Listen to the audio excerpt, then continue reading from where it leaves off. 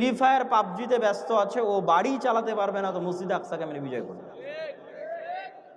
তো কিন্তু ইহুদিরা তাদের সন্তানকে জন্মের পর থেকে বলবে পড়ো পড়ো পড়ো পড়ো, জ্ঞান অর্জন করো, বড় হও, পৃথিবী শাসন করতে হবে, অস্ত্র বানাও, জ্ঞান বিজ্ঞান নিয়ে ব্যস্ত থাকো, আর গোটা আরব বিশ্বকে ব্যস্ত রাখো পর্যটন আর বিনোদনে, দুবাই আর কাতারকে ব্যস্ত রাখো ফুটবল বিশ্বকাপে, আর ফুটবল বিশ্বকাপ আয়োজন করা আর এগুলো খেলাধুলা নিয়ে পড়ে থাকা যদি খুবই ভালো হতো তাহলে ইসরায়েলই আগে থাকতো।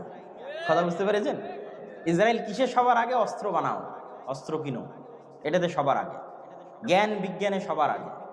আর ওর পাশের যে মুসলিম দেশগুলো আছে ওরা কিসে আগে? ওরা হচ্ছে পর্যটনের জন্য বানাও, বিনোদনের জন্য বানাও, টাকা অঢেল, কিন্তু সব খরচ করছে পর্যটন বিনোদনে। এই জন্য আল্লাহর গজব আরো কন্টিনিউ হচ্ছে, আরো দীর্ঘস্থায়ী হচ্ছে। এই গজব থেকে মুসলমানদের বের হতে হলে দ্বীনে ফিরে আসতে হবে।